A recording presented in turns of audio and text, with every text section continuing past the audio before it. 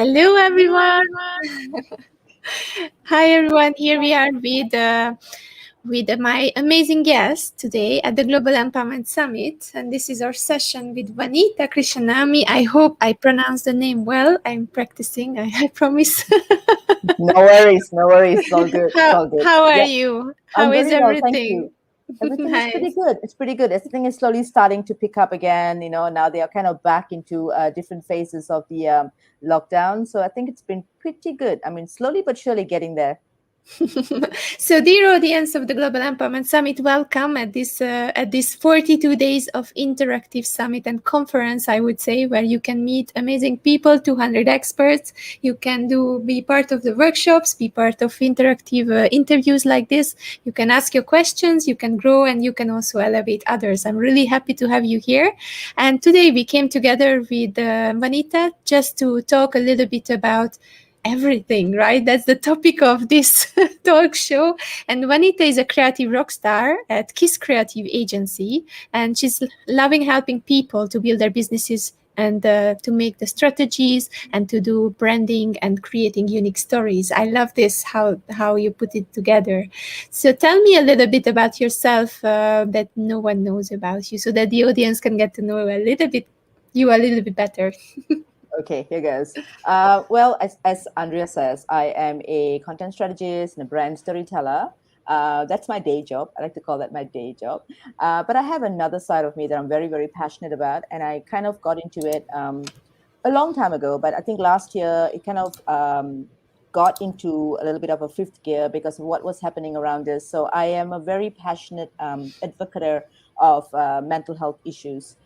So what I do is I do a lot of things. I do a lot of different content. I create all kinds of various contents, in terms of doing a web series, in terms of doing, write-ups, posts, and different things online. I use a lot of different platforms to actually destigmatize the taboo on mental health issues, which I think is so important because, there is so much of that happening right now. People say it's an issue. I say it's a crisis right now because of how, this our whole the shift in the world at the moment, and just the fact that everyone is going through different things, depression, or they're going through paranoia, or going through suicidal thoughts, anything at all, because things are just not what we expected it to be, is it? So Yes. and year after year, it is getting to a point where things are just being thrown at our face, left, right, and center. So I decided to do this, take it on really, really seriously and strongly last year. I talk more about it because I'm very passionate about it. And of course, I have my day job, which is what I use. I use that platform also to advocate this. And via my company, I've just started a new company. I've re-strategized the company as a creative agency. We also are doing a lot of things. We now are doing this particular campaign. We say Kiss Gives Back. Which is a campaign that we're doing just because we want to be able to put mental health issues in the forefront and give it a bigger voice. So, yeah, you will explain about this a little bit later. I am really curious about this. But before we get to there, when you talk about this stigmatizing the mental health issues and people with mental health, how would you explain it to the people? What does it mean? What is the issue that is there?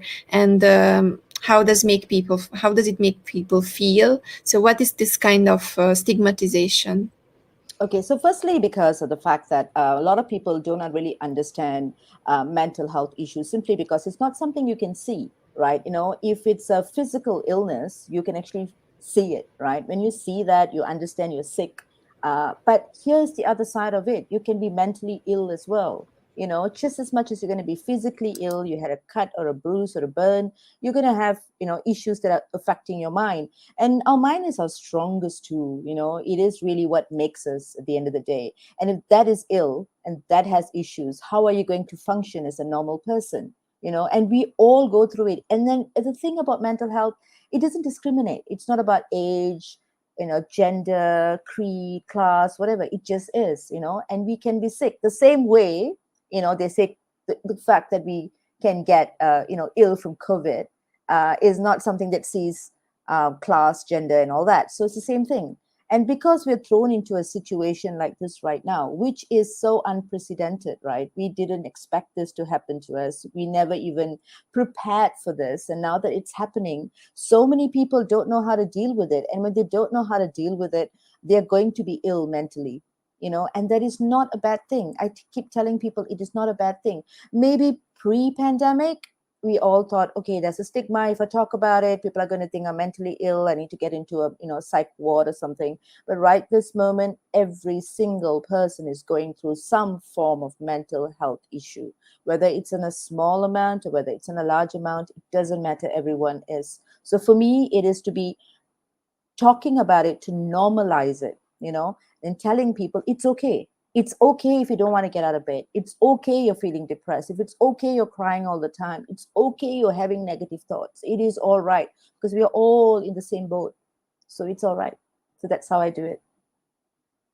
I believe this is an important topic today, just like you do. So we also organized something very special at this summit. So we partnered up with the 15th International Mental Health Summit, and they will bring all the big names and professors in the field together. And on the 21st of October, this summit will be actually merged into our summit, and we do this thing together. So I'm really excited about it, and I'm really happy that you are also talking about this issue, which is extremely important to be talked about. But most important, I believe, is the thing that we do something about it. Because with everything, it's just talking into the thin air doesn't really change the situation, right? We need to provide support, we need to provide help, we need to make the awareness. There are so many steps. So what do you think in Malaysia, how is it today, the situation? Where can people turn if they have these kind of issues? Who they can turn to just find some help, support if they need? Well, I think what's happened in the last 18 months in Malaysia is a lot of different associations, NGOs, support groups have actually popped up, because people know that right now it's such an important issue to talk about, and that it is happening. Like I said, it is no longer an issue. It's a crisis, really, world over it's happening. So in Malaysia, I see a lot of different groups popping up. I have created a web series that I call Raw and Uncut, and Andrea has been on it. We discuss social issues.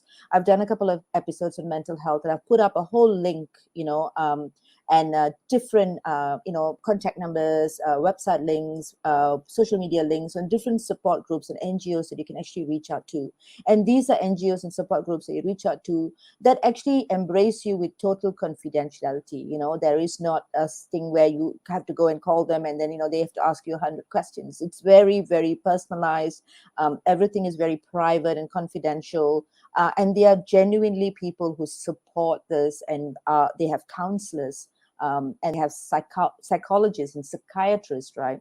So it really depends on how you feel and what you feel. And a lot of times, I work with a group of counselors who are really, really passionate about this, And what they do is they actually do a one-on-one with you first, and then you see whether you can connect. You just have a normal chat. You don't have to pour your heart out. You have a normal chat, and they will see that, okay, I think these are the issues. And if you think as a person, if you're going out and reaching out for help, if you can connect with this particular counselor, then that counselor is right for you, the right fit. Otherwise, there are other counselors. And if you think counselors don't work, then the psychologists. And if psychologists don't work, then the psychiatrists, which then they put you on medication. That's the next level. But anything that you're doing, anybody that you're picking, it has to resonate with you. You have to feel comfortable. That's what's important, right? Because your story is going to be kept as your story. It's not going to go out there. But I've also seen a lot of people taking on social media platforms to talk about their issues right now. Different groups. There's a lot of social media platforms right now: Facebook, Instagram, even LinkedIn. They're all talking about these things, advocating it, talking about it, bringing up their personal stories, and hashtagging all the right things so that, the end of the day, you can reach out and you can find it. Again, on social media, it's very easy to find these groups. All you have to look for is like mental health awareness hashtags, or anything that's mental health related hashtags. You can actually reach out, because there's a lot of different people, not just in Malaysia, but around the world, because we're so connected right now. And that's how you can actually get help, reading, understanding, resonating with people's personal stories, knowing how they came out from a dark place. If you think you can't, you need to go get help, and please reach out. There's so many things online right now. Maybe that could be also a big help for people, especially those people who are working on mental health, helping other people, because you are a PR professional, right? So how can someone like a coach or anyone who is in this field, like in this mental health support field, market their services, their support? What are the tips that you can give them to be more visible, to maybe more accessible for those people who are suffering? See, right now, what I'm creating is I work with a group of mental health counselors, and they work under this company. And what we do, what I am doing, they've reached out to me, and what I'm doing is trying and creating stories for them via different medias. Of course, medias don't want to do hard sell stories, but they want to do stories whereby they give tips. They answer Q&As. We do FB Live series. We've done a couple of FB Live series where people can actually ask questions real time. They can come on the comments, they can ask questions, and the counselors are there to actually give answers in real time. And of course, then we also put up links and different contact numbers, or necessary contact numbers, Facebook page, maybe Instagram page links and all that, so people can actually reach out on a personal level and private message them if they feel that they don't want to talk in public. Because again, like I said, there's still a lot of stigma around this. It's so taboo to talk about it. I know when I started this, a lot of people started PMing me, asking me, where should I go? What should I do? Can you help me? And I always tell them, I am not an expert. I'm not a professional. I am just advocating it, but here are the numbers that you can reach out to. The professionals, the experts you can reach out to that can help you. So yes, of course, if you are a counselor, you want to reach out there. Yes, there's so many ways I can do it. You can reach out to me. FB Live series are one way to do it. LinkedIn Live series one way to do it. If you really want to do real time, of course. So these are the tips that you can take actually from the audience, because we make this summit kind of like a place to find all the information that you need today. And I believe because you are a professional in this field, like you can also give some hints to people who are having some problems with getting customers. In these days, it's really hard to grasp attention, because the information is just flowing from everywhere. Everyone is online, and it's really hard today to be different. That's first. And second, no, not everyone is focusing on spending money because of the situation. So what would you say to people, entrepreneurs, as a PR professional? What are the little tricks, steps, connections, networking opportunities? What's your idea about it? See, Andrea, what I really did, okay, so last year, I know how we're so used to doing PR, right? We just do PR. We've always been doing PR, campaigns, coming up with different campaigns and all that. But when the pandemic hit, right, I think a lot of us suffered. A lot of us suffered a really big time, at least for the first 6 months. It was really quiet. Jobs got canceled or pulled out, budgets cut, whatever. But here's the thing, as PR professionals, the one thing I think we do, you and I, in so many ways we have done, is just one thing: to rebrand ourselves. I always feel that rebranding yourself is such an important thing, because here is the thing, right? Brand is a brand, but you still forget sometimes you are your own personal brand, and in order for you to go out there and get that kind of connection or attention, or even, people kind of looking out, it's just about building your own personal branding, and I realized that the branding of yourself is so important in these times. And how can you brand yourselves? You don't do hard sell anymore. You do it very subtly. You do it with content. That's why I became a content strategist during this time. It's right content, the kind of content that actually resonates, the kind of content that people can actually connect with you. Because you see, we all do different things. We all have different expertise. We all are very unique. It's that one thing. I think sit back and look at what is so unique about yourself, your unique proposition. What can you go out there and what can you give out there?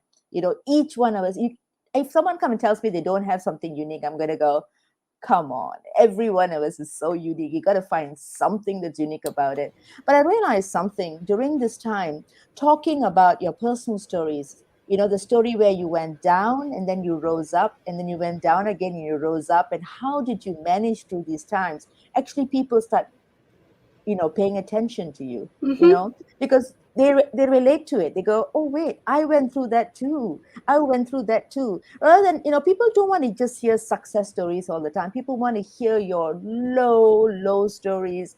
Maybe you went through mental health issues, depression. Maybe you lost your business, you lost money, you are in survival mode. But then you also found the light at the end of the tunnel, and what you're doing to actually push yourself forth, right? People like those stories. And those are the stories that are real stories. And that is what content is. And that's how you market yourself. So I really feel at the end of the day, sit back, look back, take a moment, find what is so unique about yourself, and start writing your stories out there. Use the various platforms available. You can't write, you're not too good at writing, then write in pictures, right? Pictures speak 1,000 words. Write different things. Create the branding for yourself. The moment you create and strategize yourself, what is it that I want to do? I can't do 10 things at the same time. I need to do maybe 3 things at one go. The 3 top things about myself that I think will really, really work for myself. And, through it all, you will find it. You will find it and keep building on it. Like what you've done, Andrea. You've created the summit that actually kind of resonates back to you, right? It comes back to you. People remember the GES, they remember you. So it's very simple. That's what I feel right now. The best way to brand is branding yourself. It's personal branding. Exactly. And just, there are 2 things that you were mentioning, and it really came to my mind that we should talk about. Is one of them is that the brand is never fixed, that it's never like something that is written in stone, because as we develop as persons, our brands as personal brands are developing too. And many people are afraid to, I read it so many times, like, don't change your description so many times. You have to be this title, that title, don't do this, don't do that. And at the end, I'm like, no, it's okay, because you don't know, you're refining. I mean, I remember the first time when I went on LinkedIn and I put up a title, and I'm like, okay, the next month I was something else, because I feel that it's not totally something else, right? We have to understand that the direction is the same, right? But what you do, you are refining that brand, getting closer and closer to your niche until you niche down to the real thing. And it takes time. It's not like you sit down and tomorrow overnight, I will know what I will do. You just have to practice. You have to see who is resonating to your message, right? That's something also important, because you believe that you do something, but maybe no one is resonating with that. Then nothing happens. And what you do. I think what I do with myself, I can only talk about my own stories. Every 6 months, I re-strategize myself, my personal self, whether it's my title, what I do, how I do it. And on top of all that, learn every single day, educate yourself, know new trends, understand new trends, adapt yourself, to all these new trends. I mean, I am a Gen Xer. How do I possibly bridge the gap? The only way I can bridge the gap is to adapt myself, and understand, learn, read. There's so many things right now out there, every day, read a little bit, when you get up in the morning, maybe read a positive quote to perk yourself up, and then start reading. What are people doing? How are people managing? What are the companies that are doing really well, and how are they doing it? Just adapt and read new trends. There's so many things happening. The trends 6 months ago are no longer the same trends right now. In 6 months, will change again. The trends are moving so quickly. The pandemic has pushed us so far forward in terms of the digital world. We have to. I don't have a choice. And as a Gen Xer, I don't have a choice. If I want to relate to my younger customers, I want to relate to my younger clients and my, the younger startups and everything, I need to be on top of things, So yeah, that's I think that's something you constantly got to keep on top of things. Lot of wisdom nuggets from Vanita here, so take it, watch it again, watch it over and over and again, and then try to implement all these wise wisdom. But she is telling you during this interview. And then the next thing what I wanted to, because you already touched on the generations, right? I wanted to talk about generational challenges, because at the end our summit this year is about the young and the wise and being bold together, and how these generations can help each other. And I wanted to ask your personal experience or in generational challenges. Do you have them? Did you have them when you were a kid? Do you have some experience with it? I mean, I think we all do, right? We start off somewhere. We always are starry-eyed when we walk into things, right? We graduate and we go, okay, I've got the world. I'm going to take on the world. I had that. I'm going to just go in there and I'm going to bulldoze my way through. I'm going to take on the world. But, the one thing that I didn't realize, as someone in my 20s and after I graduated, is I didn't realize that I needed to take, yes, I can leap, but then there are all the little steps that I keep forgetting to take, right? And you always kind of want to be this person where you have got so much of passion and fire inside you that you think that the world is your oyster, which is true. But then you see, you have to learn. You have to sometimes pull back, learn, understand. In those days, I was talking to a group of friends. The bosses were not that nice. They will say things they want to say. Nowadays you probably can put up on social media and tag them and say, you said this. But in our time, you just take on those things. But then you still have all that fire, and sometimes too much of it can burn you out as well. So I did that. I burnt myself out as I was getting in there because I didn't take the small steps. I wanted to leap and leap and leap. And then I realized, oh my God, everything is kind of, falling apart for me because I wasn't learning the little pieces in between. I was just jumping. That's what I tell, even the kids these days, my kids as well. I tell them that, you have to take the smaller steps, take small steps, get there one step at a time. Don't jump. So that's something I do right now. But I also feel that my generation right now needs to understand the younger generation as well. The younger generation is all about work-life balance. They're not going to work 18 hours a day like the times that we used to. They want to have a good balance, which is great, which I agree, which I am totally on board with. And you have to understand that their minds work differently. I feel like the new generation that's so into video games and everything, Yeah. and they can see multi screens at the same time. Whereas by the time I finish two screens, I'm confused by the first screen. But I so was checking, when I was sitting on one of I believe it was a train, and someone was sitting next to me from the very young generations, and they were like on the phone and doing this, like very fast, like switching between screens, doing slashing, sliding, all this. And physically, I couldn't do that. I wouldn't understand. And their brain is totally wired for this fast speed of just consuming the information and switching between the windows and understanding what's going on. It's amazing. It's totally amazing. So that's exactly it. So you understand, we are moving every generation, we are moving, we are adapting, we are getting better and better and better and better. The generation is so different. And if we, as like me as a Gen Xer, if I'm going to sit here and say that I know it all, my generation did better, then hello, I'm never going to grow. I'm never going to move past that industry 4.0 or even going to 5.0. I need to be able to be digitally savvy. I need to be able to do that. Yes, we're a little bit slower, but we still have to educate ourselves and adapt and get into the new trends as well. There's so many new trends popping up. I sometimes think I know something 6 months ago, and then today I read up again and go, oh, it's changed It's again. changed. Yeah, Even exactly. LinkedIn, there's so many things on LinkedIn now. Like I keep quiet for 2 months, I go back again. LinkedIn has changed. What? Yes. Yeah. So it's Yes, about that's true. so just adapt. Constantly keep adapting. You have to. We don't have a choice. We want to stay relevant. We got to keep adapting ourselves. Yes, so this is another message, that adaptation, change management, just switching, trying new things, staying curious. It's all what will make you survive and thrive in this 21st century. I believe and even in the future, right? Because this Yep. becomes just faster, and the technology will become more advanced, and it Yep. will even take away some part of the things that we hate to do today. So it's kind of like a very good thing, right? It's a scary place, Andrea. At least, sometimes when you want to look at digital things, I know people in the older generation are really scared of the new world, or, as you say, the new norm. But, do we have a choice? We don't have a choice. Like I said, again, you want to be the game, you want to stay relevant. then change your narrative, really, change it, move with different directions.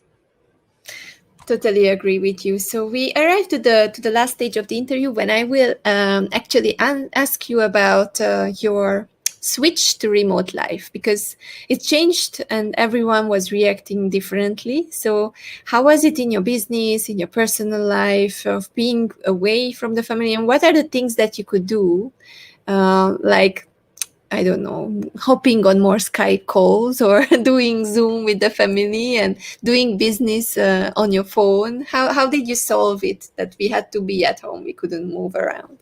I think the first 3 months was really difficult, very difficult. You're stuck in there and you don't know what to do. You're so used to a certain way of life. And the first 3 months was really difficult for me. I think also I always look at it in the positive as well, because I think what happened to me being within that confined space also gave me time to think. You really take the time to think. You think hard, and in a lot of ways, I think, I went through subtle depression as well. And then, I actually got professional help. I thought, you know what, it's about time I got professional help. And I actually went out there and got that help. And it was the best thing I did, because it really put a lot of things into perspective. I also did an NLP course.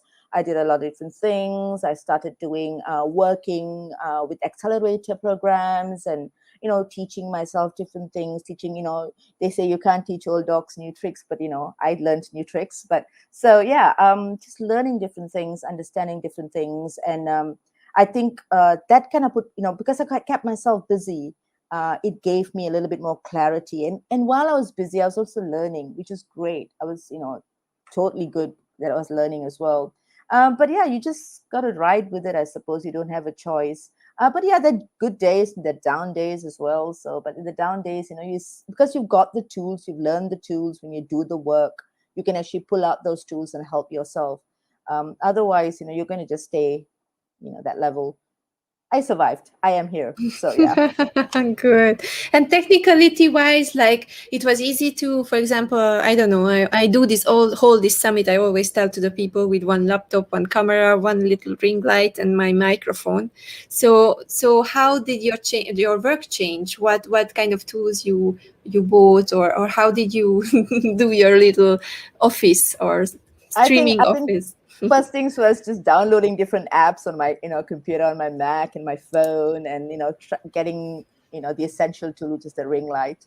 That's become like a latest accessory, right? Everybody must have that. So yeah, getting that, and trying to learn different things of how to kind of put yourself out there, especially on live series, what you say, how you speak. Just look at different people doing different things, research. I also started getting just learning, learning how to do Zoom calls. That was crazy. Last year it was just going crazy. Everybody was on Zoom, learning Microsoft Teams, learning Google Classroom, learning Jamboards, presentation, using Canva for, my presentation. Right now, everyone thinks like I'm so cool because my presentations look really good, but I've been learning Canva and just understanding different things like StreamYard, for example, and LinkedIn. There's so many things happening on LinkedIn right now. Learning, just as I said, just going. That's how I, kind of updated myself as well. Getting better earphones. All right, so this is something that you can also do on the other side of the screen, so you can really equip yourself, and if you need help with it, just reach out. And I believe that there are so many tools and tips and tricks and apps today that you can easily just get and do it on your. Now I believe I saw some people who are teaching people how to do business on their mobile phone only, so nothing much needed, just your mobile phone, the camera, and that's it. Yeah. So that became a niche, right? To teach people on the phone how to do business with the phone. So it's a creative idea for everyone who is an entrepreneur. Yep. So I'm happy to have you here, and I'm really happy to have this interview. I just wanted to ask you one more thing. What do you think the people need most today? Like, what would be your big message to the people out there, to the young and the wise who we are talking to during this conference? What would be the thing that you would emphasize and tell today to them to survive? 2 words, just 2 words. I have only 2 words, and I keep repeating these 2 words. I know sometimes people think that I'm crazy, but these are 2 words: kindness and empathy.